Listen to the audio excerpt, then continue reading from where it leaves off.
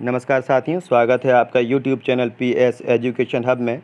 और आज आपके लिए एक बहुत ही महत्वपूर्ण जानकारी समाचार लेकर के उपस्थित हुआ हूं कि मध्य प्रदेश के अंतर्गत आने वाले समस्त शासकीय कर्मचारी जो हैं, यदि वो कोविड-19 कोरोना संक्रमण से संक्रमित होते हैं तो उनका जो ट्रीटमेंट है, इलाज है, वो देश के किसी भी शासकीय या निजी अस्पताल जो कि भारतीय शासन द्वारा, मध्य प्रदेश सरकार द्वारा एफिलेटेड हैं, वहाँ पर आप अपना इलाज जो है वो करवा सकते हैं। जिसके जो देय होंगे, बिल जो होंगे वो शासन द्वारा देय होंगे। तो क्या क्या नियम और शर्तें हैं, अंत तक के वीडियो को देखिए जिससे आपको समस्त जानकारी मिल सके। और किस प्रकार यदि आपका परिजन आश्रित यदि कोई अस्वस्थ होते हैं तो किस प्रकार उनका ट्रीटमेंट आप करवा सकते हैं और किस प्रकार उसका जो बिल होगा वो आप दे सकते हैं। वीडियो को अंत तक देखें, सारे जो नियम और शर्तें हैं जिससे आप इसको अच्छी तरीके से जान सकें। तो आइए जानकारी प्रारंभ करते हैं। जानकारी प्रारंभ करने से पहले यदि अभी तक आपने इस चैनल को सब्सक्राइब नहीं किया है तो चैनल को सब्सक्राइब ज़रूर कर लें और इस वीडियो को लाइक शेयर ज़रूर करें। इस संबंध में एक आदेश जारी किया गया है दिनांक 11 सितंबर 2020 को। तो देखते हैं कि इस आदेश में क्या है। इस आदेश को आप लोग संभाल कर रखें जिससे कि यदि कभी किसी के साथ कोई अनहोनी या घटनाएँ घटती हैं तो आप किसी भी निजी या सरकारी अस्पताल में आप स्वयं का और अपने आश्रितों का इलाज करवा सकते हैं। तो ये आदेश जो है ये संचालनालय स्वास्थ्य सेवाएं मध्य प्रदेश द्वारा दिनांक 11 सितंबर 2020 को निकाला गया है।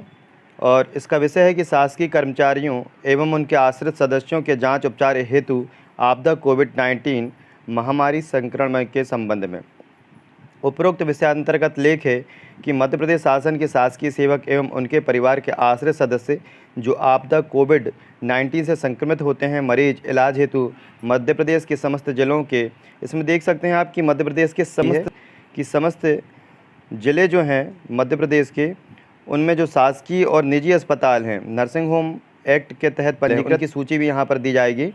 उसमें आंतरिक रोगी आईपीडी के रूप में जाँच उपचार एवं दवाइयाँ जो कि ये नाम दिए हैं, जैसे कि ये टेप फेविपिराविर है, इंजेक्शंस हैं कुछ और कुछ दवाइयाँ हैं आदि की चिकित्सा व्यय की प्रतिपूर्ति होगी। यानी जो आपका जो खर्च होगा उसका जो है शासन की ओर से उसका प्रतिपूर्ति की जाएगी। शासकीय सेवक कोविड-19 इलाज के चिकित्सा देयक, ये जो चिकित्सा देयक जो रहेंगे, जो बिल रहेंगे, अपने विभाग के माध्यम से जिले के सिविल सर्जन सह मुख्य अस्पताल अधीक्षक मध्य प्रदेश के प्रति हस्ताक्षर कराने के उपरांत, यानी आपको काउंटर साइन करवाना पड़ेंगे मुख्य जो अस्पताल अधीक्षक हैं उनके। उसके बाद शासकीय सेवक के संबंधित विभाग द्वारा ऐसे चिकित्सा देयकों के जो आपके मेडिकल बिल होंगे नियमानुसार भुगतान की कार्यवाही की जाएगी। यह स्पष्ट किया जाता है कि यह व्यवस्था आपदा कोविड-19 के मरीजों के उपचार के चिकित्सा देयकों पर लागू होगी जिसका बिंदुवार पत्रक संलग्न प्रेषित है। कहने का मतलब यह है कि यह जो ट्रीटमेंट दिया जा रहा है ये केवल जो है कोविड-19 के जो मरीज़ हैं उसके उपचार के लिए है, बाकी अन्य किसी भी उपचार के लिए यह सुविधा उपलब्ध नहीं है। तो ये जो लेटर है ये आयुक्त स्वास्थ्य मध्य प्रदेश द्वारा जारी हुआ है, इसमें डॉक्टर संजय गोयल के हस्ताक्षर भी हैं और इन लोगों को ये लेटर भेजा गया है। इसमें चिकित्सालयों की वो जानकारी भी है और कुछ प्रश्न उत्तर भी हैं कि शासकीय कर्मचारी एवं उनके आश्रित सदस्यों के जांच उपचार हेतु आपदा कोविड-19 महामारी संक्रमण हेतु जानकारी ये जो है निम्नानुसार है। पहला प्रश्न इसमें यह है कि क्या शासकीय कर्मचारी शासकीय अस्पताल में निःशुल्क उपचार का हकदार है। तो शासकीय कर्मचारी जो है वो शासकीय अस्पताल में तो निःशुल्क होता ही है उसका उपचार, तो यहाँ पर हाँ है।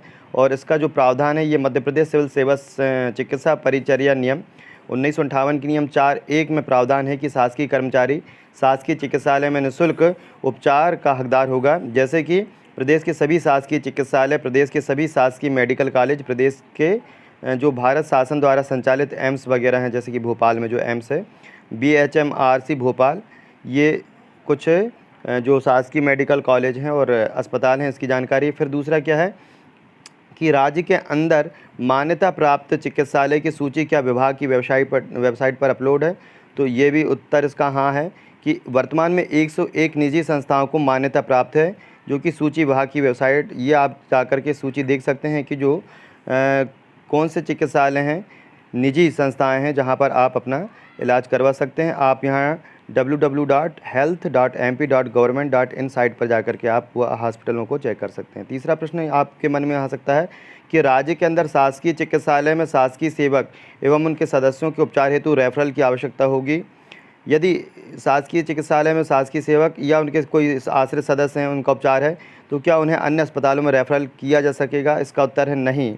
राज्य में संचालित शासकीय चिकित्सालय में उपचार कराने हेतु रेफरल की आवश्यकता नहीं होगी। यानी आप जहां आपका इलाज चल रहा है तो आप प्रदेश के अंदर ही आप इलाज करवा सकते हैं।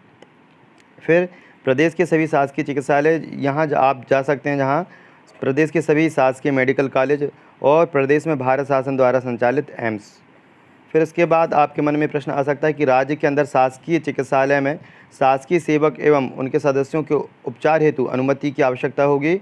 इसमें फिर यही है नहीं, यानी आपको अनुमति की आवश्यकता अलग से नहीं लेनी है। राज्य में संचालित शासकीय चिकित्सालय में उपचार कराने हेतु अनुमति की आवश्यकता नहीं होगी। जैसे प्रदेश के सभी शासकीय चिकित्सालय, प्रदेश के मेडिकल जितने भी कॉलेज हैं वो, और भारत में जो है भारत शासन द्वारा संचालित एम्स भोपाल, BHMRC भोपाल। फिर इसके बाद जो है अगला प्रश्न क्या है कि निजी चिकित्सालयों में रेफरल की प्रक्रिया क्या है, कि निजी चिकित्सालयों में यदि इलाज चल रहा है तो वहाँ रेफरल की प्रक्रिया क्या होगी। तो निजी चिकित्सालयों में रेफरल की प्रक्रिया राज्य के अंदर शासन से मान्यता प्राप्त, यानी आपको जो है आपका राज्य जो है मध्य प्रदेश, उसके अंदर शासन से मान्यता प्राप्त जो होंगे निजी चिकित्सालयों में उपचार कराने के लिए रेफरल हेतु जिला स्तर पर सिविल सर्जन सह मुख्य अस्पताल अधीक्षक द्वारा गठित मेडिकल बोर्ड द्वारा रेफरल लिया जाएगा। कहने का मतलब ये है कि मेडिकल बोर्ड यदि आपको चाहे तो वो निजी अस्पतालों में आपको रेफ़र कर सकता है। फिर मेडिकल बोर्ड द्वारा केवल उन्हीं जांच उपचार की सुविधाएं हेतु रेफरल किया जाएगा जो जिला चिकित्सालय, शासकीय चिकित्सालय, महाविद्यालय में उपलब्ध नहीं होगी। कहने का मतलब यह है कि रेफरल भी तभी किया जाएगा कि यदि कोई चिकित्सा उस हॉस्पिटल में नहीं है और वो चिकित्सा उपलब्ध नहीं होने की स्थिति में ही आपको किसी निजी अस्पताल में रेफरल किया जाएगा। फॉलोअप उपचार अनुमति किसके द्वारा प्रदान की जाती है एवं कितने समय के लिए प्रदान की जाती है? राज्य के अंदर शासकीय सेवक एवं उनके परिवार के आश्रित सदस्यों को फॉलोअप उपचार अनुमति सिविल सर्जन सह मुख्य अस्पताल अधीक्षक द्वारा 6 माह के लिए प्रदान की जाती है। फिर अगला प्रश्न आपके मन में आ सकता है कि राज्य के अंदर शासकीय सेवक एवं उनके परिवार के आश्रित सदस्यों हेतु शासकीय चिकित्सालयों में चिकित्सा गृह की वर्तमान व्यवस्था क्या है? इसका उत्तर यह है कि राज्य के अंदर शासकीय सेवक एवं उनके परिवार के आश्रित सदस्यों हेतु शासकीय चिकित्सालयों में उपचार हेतु चिकित्सा अग्रिम जिला स्तर पर सिविल सर्जन सह मुख्य अस्पताल अधीक्षक द्वारा गठित मेडिकल बोर्ड को अधिकार दिए गए हैं। कहने का मतलब ये है कि आप जो है आप अपना जो इलाज है वो शासकीय अस्पतालों में भी करवा सकते हैं और निजी अस्पतालों में उन्हीं में करवा सकते हो जो कि वेबसाइट में जो आप अस्पताल जो एफिलेटेड हैं मध्य प्रदेश शासन के द्वारा, वहाँ पर आप अपना इलाज करवा सकते हो, अपने आश्रितों का इलाज करवा सकते हो। अगला प्रश्न ये है कि राज्य के अंदर शासकीय सेवक एवं उनके परिवार के आश्रित सदस्यों हेतु शासन द्वारा मान्यता प्राप्त निजी चिकित्सालयों में उपचार हेतु चिकित्सा अग्रिम अनुमति, फॉलोअप अनुमति वर्तमान व्यवस्था क्या है?